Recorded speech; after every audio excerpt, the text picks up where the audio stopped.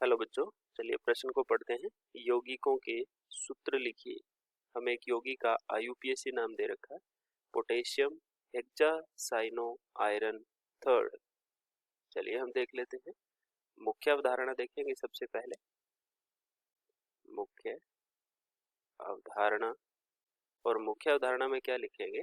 IUPAC नाम से सूत्र लिखना। आईयूपीएसी नाम से सूत्र लिखना।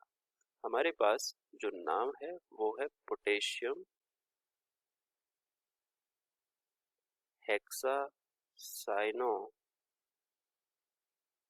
हेक्सासाइनो आयरन, और ब्रैकेट में है थर्ड। ठीक है, तो इसका नामकरण करने के लिए हमें जो जो शब्द दिए गए हैं वो हम देख लेते हैं। पोटेशियम, तो पोटेशियम को लिखा जाता है के से।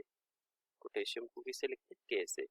हेक्सासाइनो, साइनो हमारा एक लिगेंड है, और साइनो के लिए हम क्या प्रयोग में लाते हैं? Cn- को साइनो कहा जाता है, ऋणात्मक लिगेंड है। आयरन जो होता है उसको हम कहते हैं Fe को हम आयरन कहते हैं, और ये थर्ड जो है ये इस Fe का ऑक्सीकरण अंक है।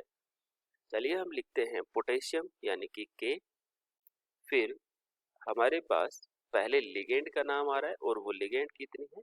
6 लिगेंड है।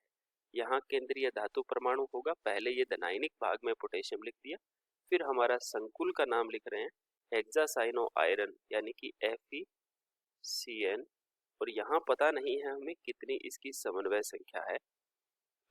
हेक्सा 6 है, पर हमें ये नहीं पता कि इसकी जो बाहर है इस संकुल पर आवेश कितना है, या पोटेशियम के बाहर ये कितना पोटेशियम है, 1 है, 2 है, 4 है, कितना है ये हमें नहीं पता है।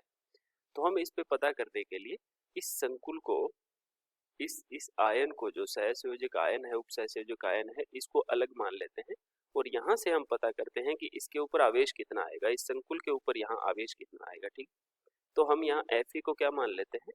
Fe का हमें दिया हुआ है कि ये 3 है, +3 ऑक्सीकरण अवस्था है, 6 गुणा ये -1 होता है, बराबर यहाँ पर x मान लेते हैं कि x हमें नहीं पता इस पर आवेश कितना है, x है, तो यहाँ से x का मान आता है -3।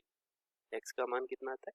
-3। इसका मतलब इस आयन पर आवेश जो है वो -3 है।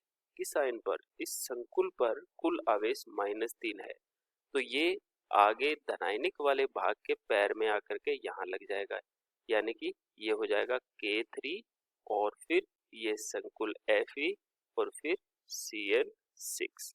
ये हमारा यौगिक बन गया, जिसका नाम क्या है? Potassium hexacyano iron third. ठीक है, आशा करते हैं आपको समझ आया होगा। धन्यवाद।